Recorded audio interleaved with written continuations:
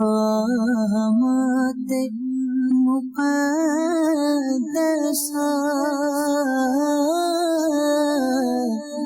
یہ مقامات مقدسہ اللہ والوں سے ہے جو وابستہ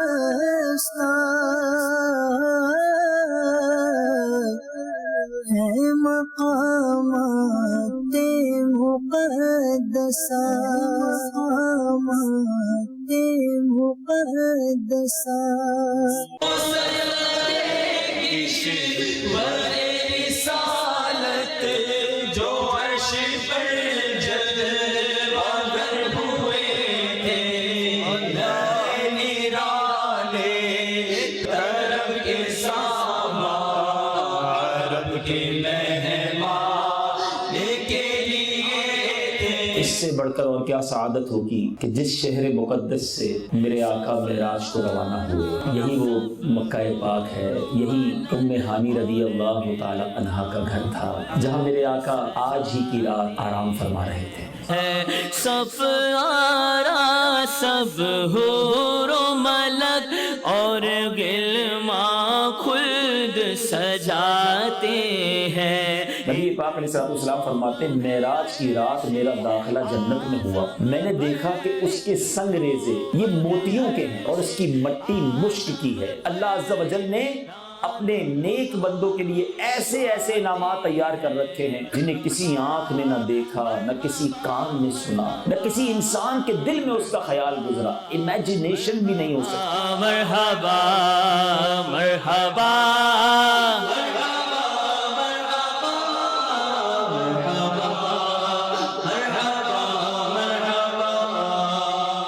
مسجد اقصیٰ سے سبحان اللہ نبی پاک علیہ السلام نے آج کی رات سارے آسمانوں کی سیر کی، تمام آسمانوں کی سیر کی، اور ہر آسمان پر انبیاء کرام علیہ السلام کو اپنی زیارت سے نوازا۔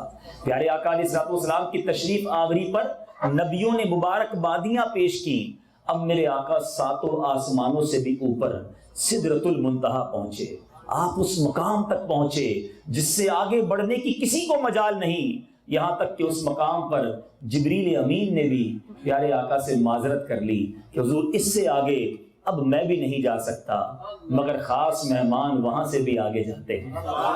کہاں جاتے ہیں؟ جہاں کب کہاں سب ختم ہو جاتا ہے، لا مقام، مقام کعبہ قوسین تک نبی پاک تشریف لے جاتے ہیں۔ آپ علیہ السلام اس مقام پر پہنچے جہاں عقل و خرد کی رسائی نہیں۔ آج کی رات نبی پاک علیہ السلام انعامات الہیہ سے نوازے گئے، میرے آقا علیہ السلام کو خصوصی انعامات عطا ہوئے۔ آج کی رات میرے آقا علیہ السلام کو 50 نمازوں کا تحفہ دیا گیا جو بعد میں 5 نمازوں کی صورت میں ہم پر فرض کیا گیا۔ میرے آقا نے آج جنت کے طبقات اور دوزخ کے طبقات بھی ملاحظہ فرمائے۔ آج کی رات میرے آقا علیہ السلام نے اللہ عز و جل کا قرب خاص حاصل کیا اور سر کی آنکھوں سے مالک کائنات کا دیدار کیا۔ یاد رہے سارے عالم میں all around the world سب سے بڑا غیب، سب سے بڑا کوئی غیب کہتے ہیں چھپی ہوئی چیز کو جو نہ پتا ہو، unseen knowledge، غیب کا علم۔ سب سے بڑا غیب سارے عالم میں کون ہے؟ اللہ تبارک و تعالی ہے۔ دنیا میں کسی نے رب کو نہیں دیکھا، کسی نبی نے، کسی بندے نے اللہ کا دیدار نہیں کیا۔ ہاں حضرت موسیٰ کلیم اللہ علیہ نبینا علیہ السلام رب سے کلام کرتے تھے۔ کلیم کس کو کہتے ہیں؟ بات کرنے والا، کلام کرنے والا۔ آپ کلام کرتے تھے اور آپ نے ایک بار رب سے عرض کی تھی رب ارینی، اے اللہ میں تیرا دیدار کرنا چاہتا ہوں۔ ارشاد ہوا لن ترانی، اے موسیٰ تم ہرگز نہیں دیکھ سکتے۔ کلیم اللہ ہیں، دیدار کی تمنا بھی کی ہے، مگر ارشاد ہوا کہ اے موسیٰ تم نہیں دیکھ سکتے۔ اور یہاں رب کے حبیب آرام کر رہے ہیں ام ہانی کے گھر پر، جبریل امین آ رہے ہیں اور عرض کرتے ہیں حضور رب کی طرف سے بلاوا ہے۔ وہاں التجا ہو رہی ہے، منع کیا جا رہا ہے۔ فرق دیکھیے کلیم اور حبیب کا، کلیم التجا کر رہے ہیں اور منع کیا جا رہا ہے، اور یہاں محبوب کو بلایا جا رہا ہے۔ اعلیٰ حضرت لکھتے ہیں نا تبارک اللہ شان تیری، تجھی کو زیبا ہے بے نیازی، کہیں تو وہ جوش لن ترانی، کہیں تقاضے وصال کے تھے۔ کہیں منع کیا جا رہا ہے کہیں بلایا جا رہا ہے۔ تو اے میرے میٹھے اسلامی بھائیوں، بات یہ ہو رہی تھی کہ پورے عالم میں، سارے جہان میں سب سے بڑا غیب خود رب العالمین ہے، ٹھیک ہے؟ اب رب عز و جل کو کسی اور نے نہیں دیکھا، اللہ تبارک و تعالیٰ کو سر کی آنکھوں سے صرف نبی پاک علیہ السلام نے دیدار کیا ہے۔ تو جب سب سے بڑا غیب رب نے اپنے حبیب کو دکھا دیا، پھر اور کوئی بات کون سی غیب والی باقی بچتی ہے؟ اعلیٰ حضرت نے مسئلہ حل کر دیا نا، کیا لکھتے ہیں؟ اور کوئی غیب کیا تم سے نہا ہو بھلا، آقا اور کوئی غیب کیا تم سے نہا ہو بھلا، جب نہ خدا ہی چھپا تم پہ کروڑوں درود۔ اور کوئی غیب کیا تم سے نہا ہو بھلا، اور کوئی غیب کیا تم سے نہا ہو بھلا، اور کوئی غیب کیا تم سے نہا ہو بھلا، تم سے نہا ہو بھلا، تم سے نہا ہو بھلا، جب نہ خدا ہی چھپا تم پہ کروڑوں درود، جب نہ خدا ہی چھپا تم پہ کروڑوں درود۔ اب جب بات چلی ہے کہ طور کے پہاڑ کی، حضرت موسیٰ علیہ السلام نے جب عرض کی کہ مولا تیرا دیدار کرنا ہے، وہاں سے منع ہو گیا، پھر ایک خاص تجلی ایک پہاڑ پر نازل کی گئی اور وہ پہاڑ ریزہ ریزہ ہو گیا۔ حضرت موسیٰ علیہ السلام نے اس تجلی کا دیدار کیا تو آپ بھی بے ہوش ہو گئے۔ ذرا غور کیجئے گا، وہاں تجلی کا دیدار کیا اور آپ بے ہوش ہو گئے، اور یہاں نبی پاک علیہ السلام رب کا جاگتی آنکھوں سے دیدار کر رہے ہیں۔ تو ہم نے صلاۃ والسلام میں یہ شعر کئی بار سنا ہوگا، آج اور سمجھ آ جائے گا تو اور لطف آئے گا۔ شاعر لکھتے ہیں نا، قصہ طور و معراج سمجھے کوئی، فرق مطلوب و طالب کا دیکھے کوئی، کوئی بے ہوش جلووں میں گم ہے کوئی، کس کو دیکھا یہ موسیٰ سے پوچھے کوئی، آنکھ والوں کی ہمت پہ لاکھوں سلام۔ تو نبی پاک کی اس بصارت کا عالم کیا ہوگا؟ اچھا ایک اور بات، علماء لکھتے ہیں کہ حضرت موسیٰ علیہ السلام نے اس تجلی کا دیدار کیا، اس کے بعد آپ بے ہوش بھی ہو گئے، لیکن اس کے باوجود آپ کی آئی سائٹ کا عالم یہ ہو گیا تھا، آپ کی نظر کا عالم یہ تھا کہ آپ 30 میل کی دوری سے، غور سے سنیے گا، 30 میل کی دوری سے سیاہ زمین پر سیاہ چونٹی اندھیری رات میں اس طرح دیکھ لیتے تھے جیسے اپنی ہتھیلی پر کسی چیز کو ملاحظہ کر رہے ہیں۔ سیاہ چونٹی تو یہاں جائے تو نظر نہیں آتی، اتنی روشنی میں 30 میل دور ہو، رات بھی اندھیری ہو، زمین بھی کالی ہو، چونٹی بھی سیاہ ہو، چونکہ اس تجلی کو دیکھا تھا تو بصارت کا عالم یہ ہو گیا۔ جس نے تجلی کو دیکھا اس کی بصارت کا عالم یہ ہے، جس نے رب کی خاص جلوے کو اپنی آنکھوں سے دیکھا اس مصطفیٰ کی بصارت کا عالم کیا ہوگا۔ علامہ اعلیٰ حضرت کا شعر ہے نا، سر عرش پر ہے تیری گزر، دل فرش پر ہے تیری نظر، ملکوت و ملک میں کوئی شے نہیں وہ جو تجھ پہ آیا نہیں۔ یعنی نبی پاک کی اب نگاہوں کا کیا عالم ہوگا؟ نبی پاک اگر مدینہ منورہ میں اپنے روضے انور سے اگر دنیا بھر میں اپنے غلاموں کو ملاحظہ بھی فرمائیں، ان کی دستگیری بھی فرمائیں، تو یہ کون سی بڑی بات ہے؟ اللہ تبارک و تعالیٰ نے اپنا دیدار جو کرا دیا۔ بہرحال میرے میٹھے اسلامی بھائیوں، اب آئیے یہ اجمالاً میں نے معراج کا واقعہ بیان کیا، اور اس واقعے کو جتنا بیان کریں ماشاءاللہ کئی بار آپ نے سنا ہوگا۔ چند اس واقعے کی حکمتیں جس سے مزید ایمان تازہ ہو، اور پھر اس مبارک رات جو واقعہ معراج ہوا، اس میں ہم سب کے لیے کیا سبق ہے، ہمیں اس رات سے کیا سبق لینا ہے، اور اپنی زندگی میں اس میں کیا تبدیلی لانی چاہیے۔ یاد رہے مشہور محاورہ ہے، فعل الحکیم لا یخلو عن الحکمہ، یعنی حکیم کا کوئی بھی کام حکمت سے خالی نہیں ہوتا۔ اللہ عز و جل کے ہر کام میں بے شمار حکمتیں پوشیدہ ہوتی ہیں جنہیں سمجھنے سے ہماری عقلیں قاصر ہیں۔ اللہ عز و جل نے اپنے حبیب علیہ السلام کو جو معراج کروائی، اس میں ایک حکمت یہ بھی تھی کہ نبی پاک علیہ السلام کی دل جوئی اور تسکین خاطر تھی۔ عام الحزن، یاد رہے جس سال معراج ہوئی نا، یہ سال عام الحزن بھی کہلاتا ہے، غم والا سال، کیونکہ اس سال نبی پاک علیہ السلام پر بڑے یہ سمجھیے غم کے پہاڑ ٹوٹے۔ اسی سال اس موقع پر ابو طالب بھی دنیا سے چلے گئے، اور بی بی خدیجہ رضی اللہ تعالی عنہا کا بھی وصال ہو گیا۔ ابھی نبی پاک ایک طرح سے اب ان لوگوں کی طرف سے مزید ستم اور ظلم کی آندھیاں بڑھی کہ اب ابو طالب بھی نہیں رہے جو انہیں سپورٹ کرتے تھے۔ تو اب پیارے آقا کا دل اقدس بہت غمگین تھا۔ اب اسی غم کے عالم میں میرے آقا نے مکہ پاک سے نکل کر طائف کے میدان کا رخ کیا کہ طائف میں جا کر وہاں کے لوگوں کو دین کی دعوت دیں، شاید وہ بات مان جائیں، وہ میسج قبول کر لیں۔ مگر وہاں تو یوں سمجھیے کہ ظلم کی آندھیاں مزید تیز ہو گئی۔ یہاں زبانیں اور زبانوں کے تیر برسائے جاتے تھے، وہاں تو پتھر برسائے جانے لگے۔ نبی پاک پر اتنے پتھر برسائے گئے کہ آقا زخموں سے چور ہو گئے، نالین اقدس خون سے بھر گئی۔ اور میرے آقا علیہ الصلوۃ والسلام کی بارگاہ میں پہاڑوں کا فرشتہ حاضر ہوا کہ حضور ایک بار آپ ارشاد فرما دیں ان پہاڑوں کو ان طائف والوں پر الٹ پلٹ کر رکھ دے۔ مگر کمال ہے میرے آقا، سلام اس پر کہ جس نے گالیاں سن کر دعائیں دی، سلام اس پر کہ جس نے خون کے پیاسوں کو کبائیں دی، زخموں سے چور چور ہیں، مگر میرے آقا فرماتے بے رحمت للعالمین بنا کر بھیجا گیا، عذاب کی دعا نہ کی۔ اور اے میرے بیچ اسلامی بھائیوں، کچھ اس طرح ارشاد فرمایا کہ یہ لوگ مجھے نہیں جانتے مگر ان کی نسلیں مجھے پہچان جائیں گی۔ اتنا غم تھا، اتنی تکلیف تھی اس سال نبی پاک علیہ الصلوۃ والسلام کے قلب اقدس پر۔ اب رحمت الہی نے اپنی عظمت و کبریائی کی واضح نشانیوں کا مشاہدہ کرانے اور اپنے محبوب علیہ الصلوۃ والسلام کو عالم میں بالا کی سیر کرانے کے لیے بلایا، تاکہ حالات کی جو ظاہری ناسازگی تھی نبی پاک کے مزید دل کو غمگین نہ کرے۔ گویا نبی پاک کا دل غمگین تھا، اس میں تسکین کی خاطر انہیں معراج کو بلایا گیا، انہیں یہ تحفہ عطا کیا گیا۔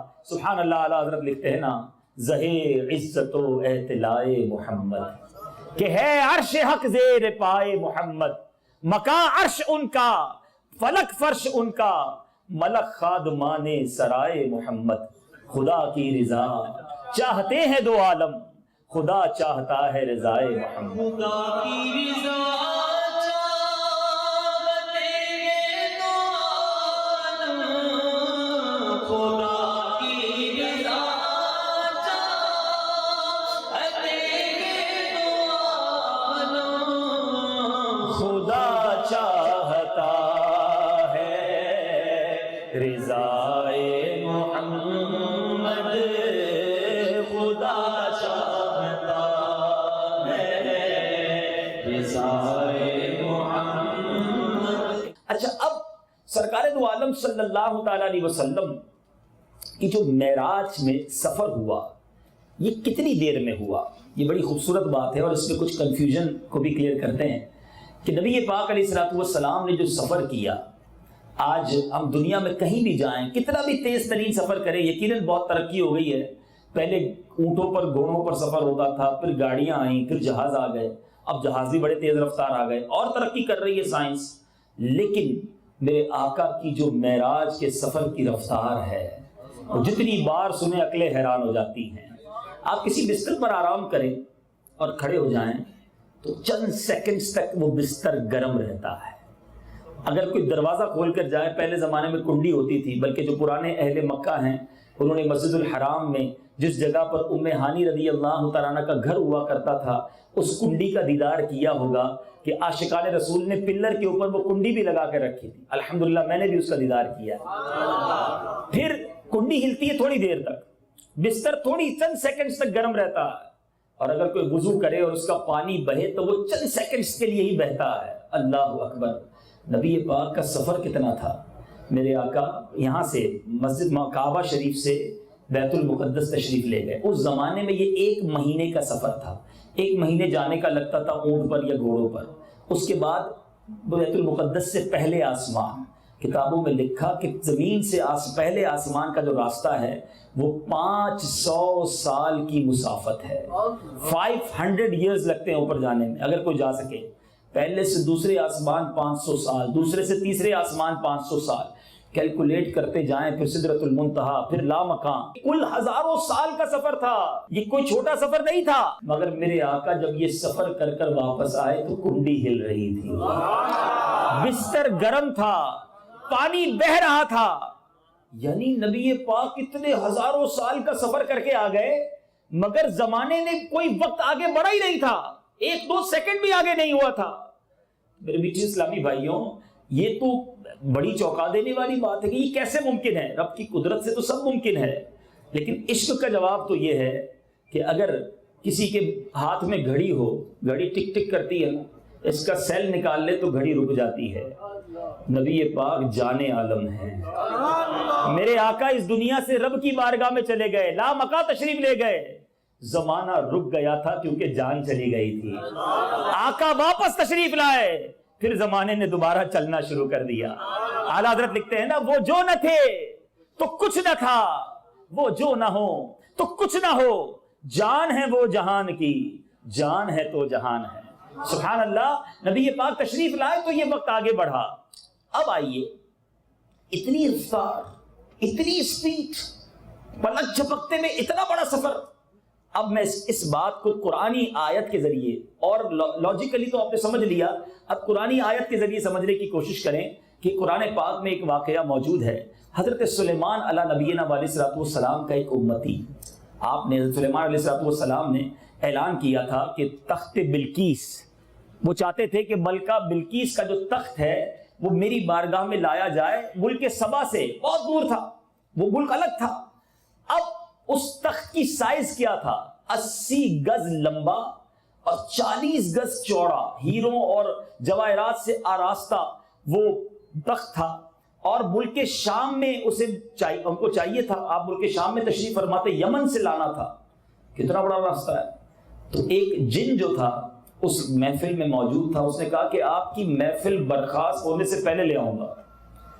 حضرت سلیمان علیہ نبینا علیہ السلام چاہتے تھے اس سے بھی جلدی آ جائے، تو آپ کے ساتھ آپ کا ایک ساتھی تھا، اس کے پاس کچھ قرآن کا علم تھا، کتاب کا علم تھا، لکھا کتابوں میں، اس نے کہا کہ میں آپ کے پلک جھپکنے سے پہلے لے آؤں گا۔ ملک شام سے اتنا بڑا تخت پلک جھپکنے سے پہلے، اور یہ بات میں نہیں کر رہا، قرآن مجید فرقان حمید پارہ نمبر 19 سورہ نمل آیت نمبر 40، سبحان اللہ، اللہ قرآن پاک میں ارشاد فرماتا ہے، قال الذی عنده علم من الكتاب انا آتیک به قبل ان يرتد الیک طرفک، ہے ترجمہ کنز ایمان، اس نے عرض کی جس کے پاس کتاب کا علم تھا کہ میں اسے حضور میں حاضر کر دوں گا ایک پل مارنے سے پہلے، اور ایسا ہی ہوا، یہ گفتگو ختم ہوئی اور تخت حاضر ہو گیا۔ تو سلیمان علیہ نبینا علیہ السلام کے امتی کی اسپیڈ کا عالم یہ ہو، تو جو سلیمان کے بھی آقا ہیں محمد مصطفیٰ صلی اللہ تعالی علیہ وسلم، ان کی رفتار کا عالم کیا ہوگا۔ اچھا، ایک جو ماننے والے ہوتے ہیں نا، وہ خوشی ہوتے ہیں، برکتیں ہی لوٹ رہے ہوتے ہیں، ابھی بھی جھوم رہے ہیں آپ ماشاءاللہ، جتنا سن رہے دل خوش ہو رہا ہے، لیکن شیطان کئی لوگوں کے دلوں میں وسوسے بھی ڈال دیتا ہے۔ ایک بڑا عجیب واقعہ، شیخ شہاب الدین سہروردی رحمۃ اللہ تعالی علیہ ایک حکایت نقل کرتے ہوئے فرماتے ہیں کہ شیخ ابن سکینہ رحمۃ اللہ تعالی علیہ کا ایک سنار مرید تھا، گولڈ سمتھ جس کو کہتے ہیں، سنار کا کام کرتا تھا۔ اچھا، اس نے اپنے ذمہ ایک ڈیوٹی لگائی ہوئی تھی کہ ہر جمعے جو ہے وہ صوفیاء کرام کے مصلے مسجد کو لے جاتے، جامع مسجد کو وہاں بچھاتے کہ علماء کرام آ کر یہ نماز پڑھیں گے، جمعے کے بعد وہ مصلے لپیٹتا اور واپس آ جاتا۔ ایک دن جمعے کا دن تھا، وہ جانماز لے کے نکلا، تیار جانماز باندھ کے رکھی، کا غسل کر کے آتا ہوں۔ دریائے دجلہ میں، بغداد میں دریائے دجلہ میں اس نے نہانا شروع کیا، جمعے کا دن تھا، غسل کر رہا تھا، غوطہ لگایا، غوطہ لگا کر جب باہر نکلا تو سارا سمائی تبدیل، یہ تو جگہ ہی دوسری ہے، میں تو دریائے دجلہ میں نے غوطہ لگایا تھا، یہ تو ملک ہی دوسرا لگ رہا ہے۔ باہر نکلا، جسم پہ لباس بھی پورا نہیں تھا، سنبھالتے سنبھالتے اپنے آپ کو لوگوں سے پوچھا یہ کون سا علاقہ ہے؟ کہا یہ تو مصر ہے۔ کہا بغداد میں غوطہ لگایا، مصر میں نکلا؟ اچھا، اب مارکیٹ میں گیا، سونار مارکیٹ میں، وہاں اس کو نوکری بھی مل گئی، کام اچھا کیا، تو جو سونار تھا اس نے اپنی بیٹی سے اس کی شادی کر دی، وہیں زندگی گزرتی رہی، 3 بچے ہوئے، 6 یا 7 سال اس نے اپنی زندگی کے ادھر ہی گزارے۔ 7 سال کے بعد ایک موقع پر پھر اس کو غسل کی حاجت ہوئی، وہ دریا کے کنارے آیا اور اس نے غوطہ لگایا، جب غوطہ لگایا باہر نکلا، پھر بغداد میں باہر نکلا۔ اچھا، باہر نکلا تو اس کو یاد آ گیا تو میرا ہی شہر ہے، تو واپس گھر گیا کہ بڑے عرصے بعد گھر آیا ہوں، گھر والے پریشان ہو گئے ہوں گے۔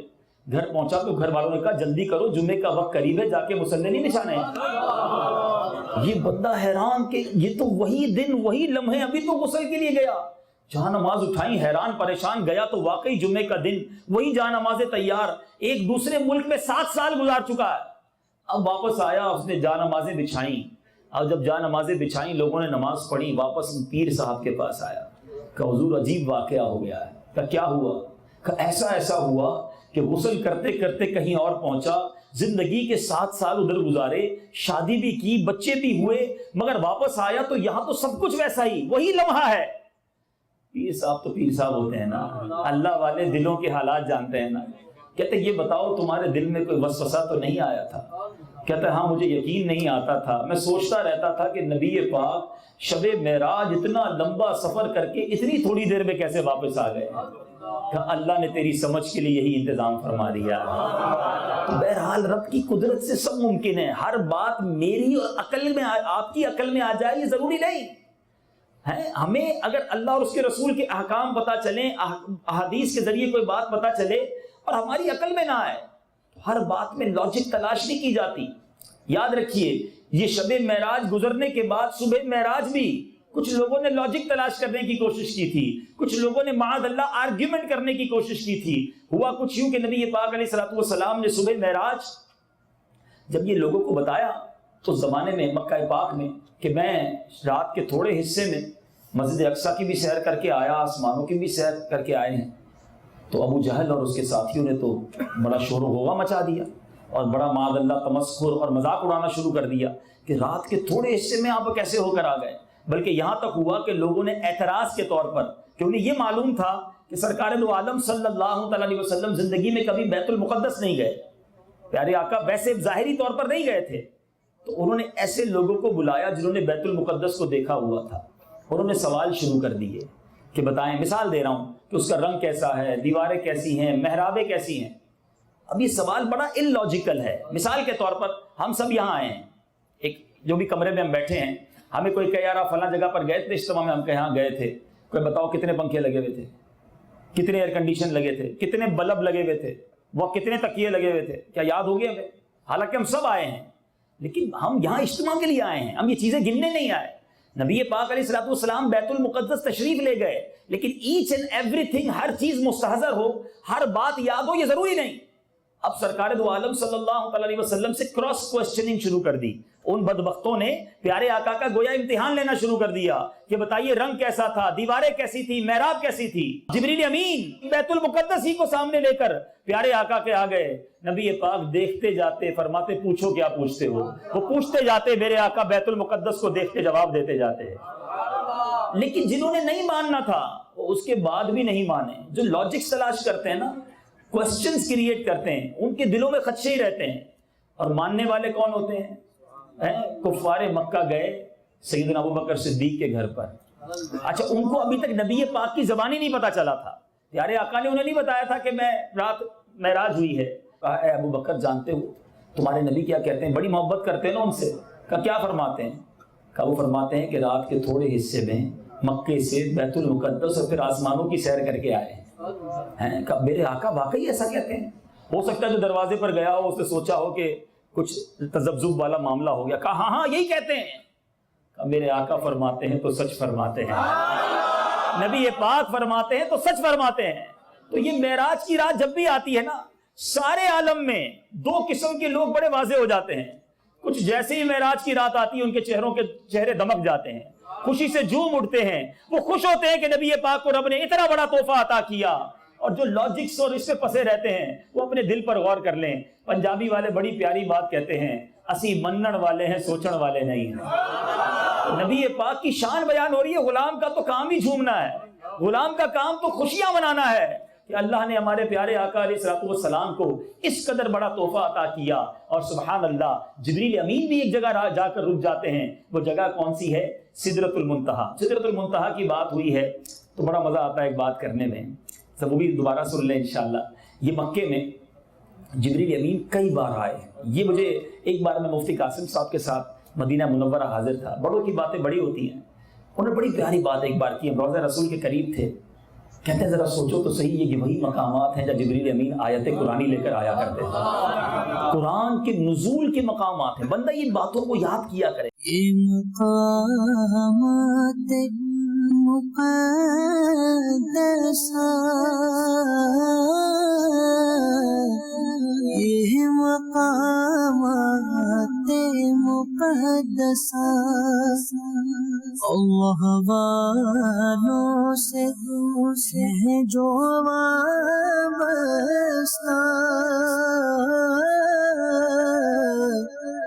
ہے مقامات مقدسہ مقامات مقدسہ